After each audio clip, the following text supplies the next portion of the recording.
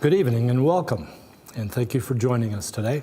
We're live with the Marion County Chamber of Commerce here at the 304 Collective Studios in Fairmont, West Virginia. Tonight is the second in our series of interviews with city council candidates. We will broadcast these throughout the month of September at 7 o'clock. So be sure to follow our pages to get notifications. I'm Norm Gunderson from the Chamber of Commerce, and tonight we are delighted to have with us Ann Bolyard. She's a candidate for District 2. But before we start, let me just point out that there is a button that you can push to say hello, and any questions that you might have for our candidates, we will look at those later on in this forum. I want to point out also that everybody that votes for City Council, everybody votes for one candidate from each district. So make sure that you tune in to hear all of the candidates from all of the candidates. So Ann, thank you very much for joining us this evening. Why don't you tell us about yourself? Sure. Thank you, Norm. I am a proud native West Virginian. I have lived throughout the state for most of my life. I grew up in Clendenin on the Elk River, but I have always called Fairmont home, specifically the east side. My family on both sides have lived on the east side of Fairmont for almost 100 years. I have my education, I thank to many universities in West Virginia. I am a proud alumna of West Virginia Institute of Technology, West Virginia University, and earned my doctorate from Marshall University. In my public service, I think that's very important, and so I am a Board of Zoning Appeals Commissioner here in Fairmont since 2017.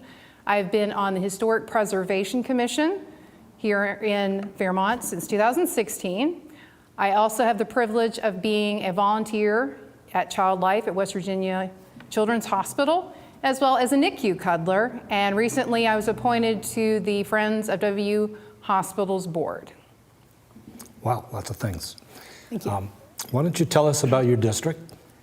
I know that District 2 encompasses all the things that make a community great. We have local schools where many of the teachers are from our same community. We have a lot of small businesses that provide unique opportunities as well as unique services. We also have great neighborhoods that you see kids and this time of day riding their bikes, families walking together. The east side in District 2 has a history of industrial support for the community. I live close to the former glass plant where they're now developing an industrial park that's developing as we speak, as well as different industries that support our community. Very good. Well, the question begs, why did you decide to run for City Council? In 2008, with my work at West Virginia University, I had the opportunity to move back to the area. And for me, there was no question. Some people are like, oh, you're going to move to Morgantown. Hey, move out with us to Cheat Lake. For me, there was no question. It had to be Fairmont due to my ties. I've spent so many wonderful Christmases, Thanksgivings, birthdays, and summers with my grandmother. As I mentioned, for me it was more of a decision, would it be the east side or west side? So I honored my family tradition and made the east side my home. As we see things change, for me the question I asked myself, am I just going to stay and say, oh, I wish this would change, or I wish this was different?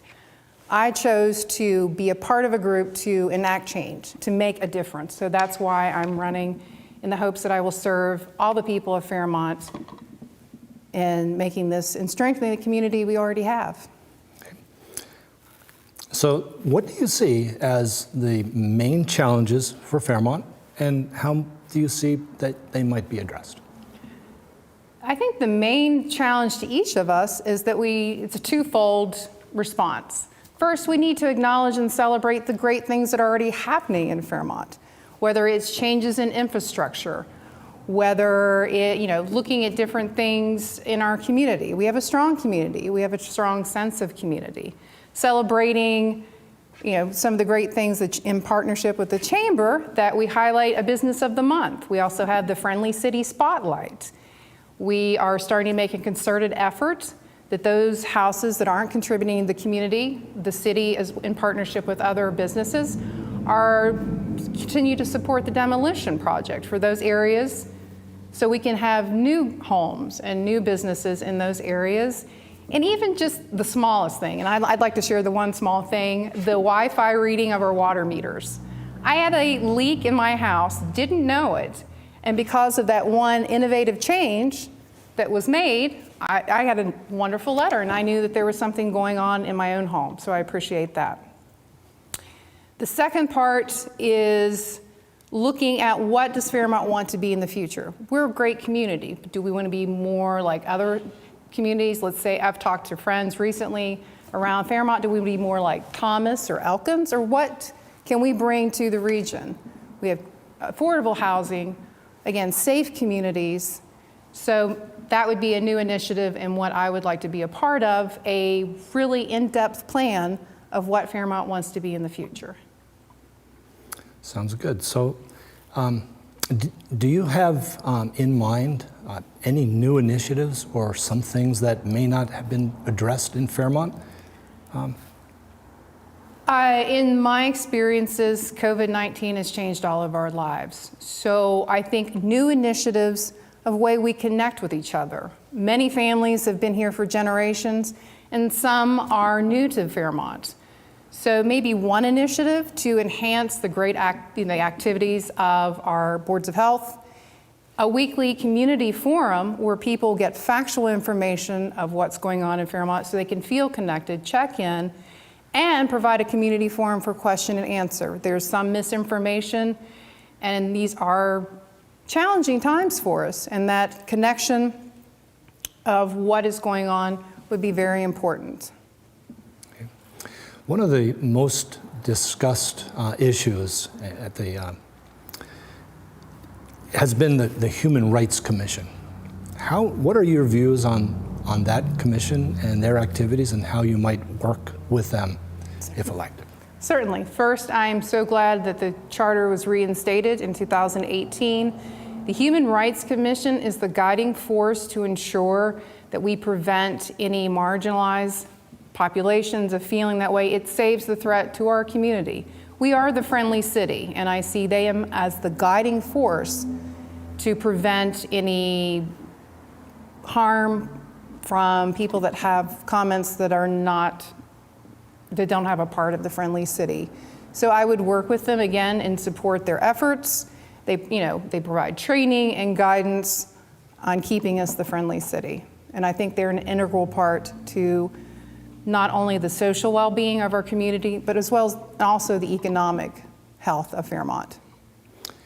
Okay. So is there anything else that you haven't been specifically asked that you'd like to share with us today? Well, there's two things. COVID-19, some of us retreated into our homes and connected with our families. So I've spent more time on the rail trails. And one of the things that I'm very passionate about, I noticed more families. I myself dusted off my mountain bike, which has not seen the outside of my garage in 20 years. So one initiative that the city council and city government work with county government and other organizations to connect the rail trail from near my house, which is the tunnel, that's the scary tunnel, to the other trailhead on the other side of town behind Big Lots. Not only is that providing physical activity and a way to bring the community together, socially distanced, but it brings economic opportunities. There are many bike and running enthusiasts that it would bring so much, and people get to see all of parts of Fairmont. For sure. Do we have questions? It's on my... All right, so I guess we have some questions. Fantastic. Question for Ann. If you received $1 million grant to use for the city in any way you wanted, what would you do with it and why? First, I would do a needs assessment because I am a servant-driven leader, and this is our community, so I couldn't just say, okay, here's $1 million for that. So I would do a need assessment, involve all parts of the community. We have strong faith communities here in Fairmont. So I'd reach out to business, the faith communities, any special interest groups, to see what we as a community want, and then prioritize on those needs. And I think that strength, whether it's a strong base, it needs to be socially conscious, also economic growth, and then just also being responsible for our basic infrastructure. Okay. All right, we have a couple more questions. Okay. Number 2, do you feel that the city council members should be held accountable for any social media posts that they make regarding political, controversial issues? That's an outstanding question. I can only speak for myself that when you are an elected official, you represent all of the people, not just some of the people. And I am a firm believer in celebrate the First Amendment. But when you say harmful things that marginalize people, you have your perfect right to share those opinions, but you also should expect to be held accountable and accept that responsibility. As hard as that might be. Certainly. Third question. In your opinion, how important is citizen involvement to the city, and how would you encourage more involvement? This is our community, so I encourage everybody to become involved wherever you are in a comfortable place. Some people have economic development opportunities. Some people have artistic talents that they could share. One of the things that I love is the partnership between the city and Fairmont State University and the beautiful murals that are on our beautiful buildings. Preserves the historic aesthetic, but it celebrates our area. Thank you. I think that concludes the questions, and I guess that concludes our forum today. So thank you, everybody, for joining us this evening. Thank you, Anne, for joining us. We really appreciate your time. Thank you, Norm. Thank you.